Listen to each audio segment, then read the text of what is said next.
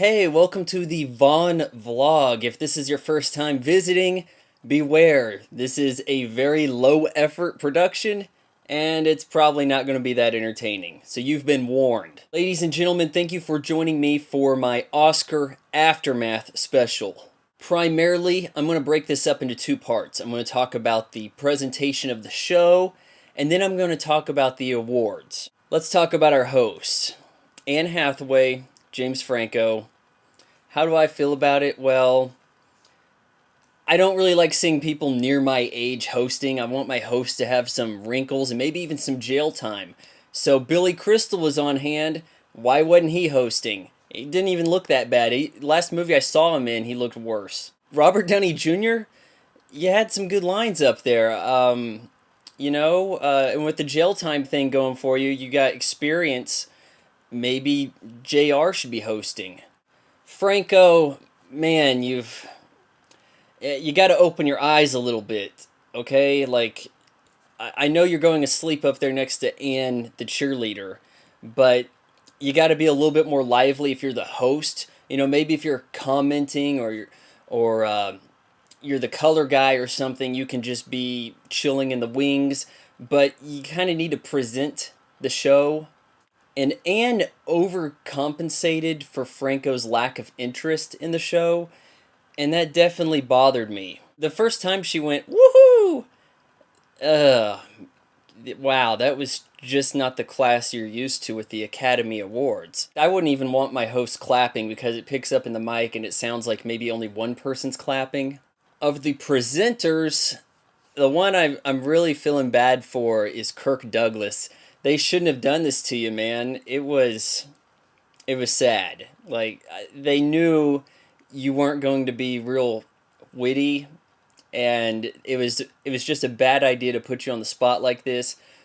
I mean, I got to give you a little bit of applause for trying to present, and overall you got through it, but oh man, that's just not the way you're supposed to be treating the elderly, you know? I do have to admit that I lied to you guys. I said I wasn't going to watch, that the host looked bad in the commercials, which they ultimately were, but I wouldn't know if I didn't watch. So despite there being 10 Best Picture nominees again, which is ludicrous, I ended up watching the whole thing because otherwise I wouldn't be qualified to make this video for you. Ultimately, the host got the night started on the right foot, doing the Billy Crystal thing where they're inside the movies. That's something I enjoy very much, and since Billy's letting people besides him do it, I guess they should just keep it there every year. I'm perfectly fine with that. By now, I'm starting to miss the interpretive dance stuff. I don't know why, but I was just thinking about that. Okay, now on to the nominees, winners, predictions, etc. First up, let's look at some of the technical stuff. Inception, very strong showing. You got the sound effects down, you got the visuals.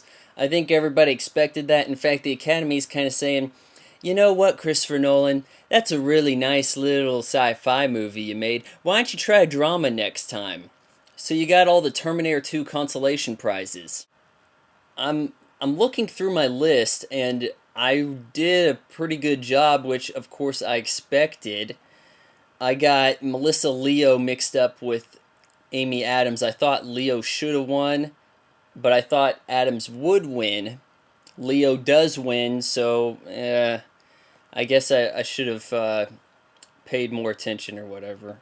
Of course, I got Bale right. I got the original score, the leading role, all the acting I got completely. The achievement in directing. What was so great about the King's Speech's directing?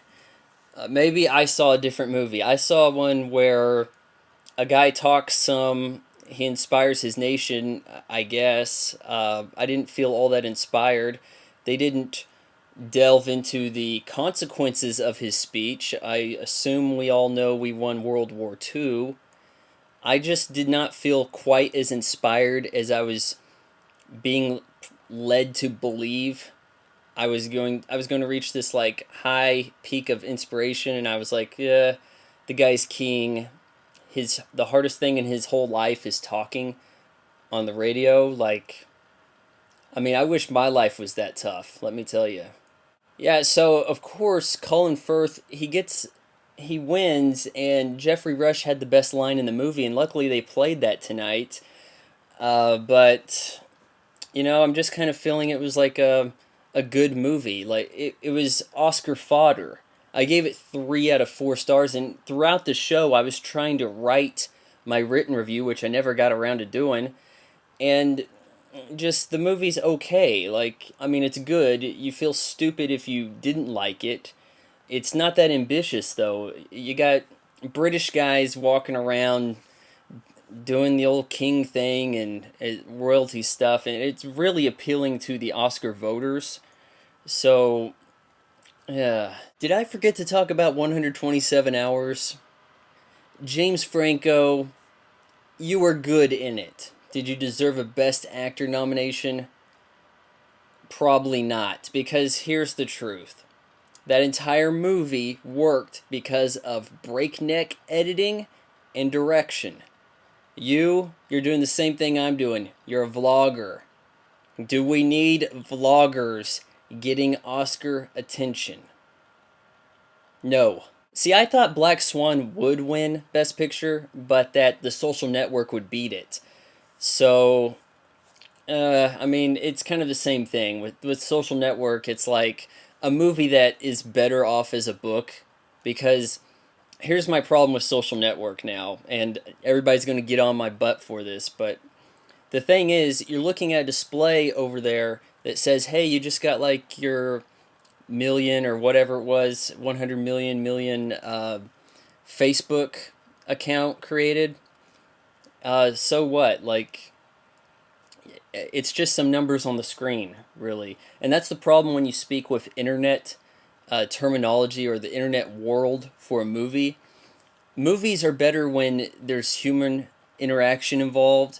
Like the bank robbers, they have to go and get the money, and there's money they have to find, pick up. They may have dropped some. Who knows? There's some kind of interaction there. But suppose if you're stealing money online with credit card fraud or whatever, it's like, do boom, it's over. So you don't even actually see the exchange of currency. It's just something you just have to assume.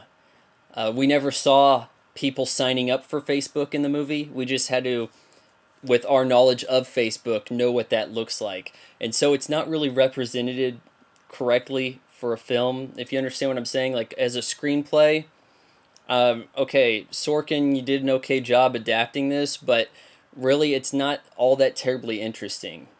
The thing these guys are dealing with, they've got this friendship thing that's going out of control and backstabbing, and that part is strong, but the core dilemma with Facebook just does not translate very well to the movies. I'm sorry. So there you have it. There weren't a lot of surprises, at least for me anyways. What about you guys? Were you shocked by any of the winners or the losers, or maybe something that happened on stage? If you like this video and you're watching on the YouTube, be sure to hit the thumbs up thing. That helps, I guess. That's what I heard. And you might want to share this with your friends, probably even on Facebook, even though I'm not over there anymore and you know why.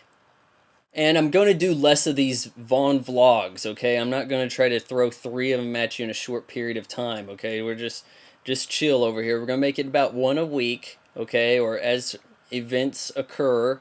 So just bear with me. Thanks.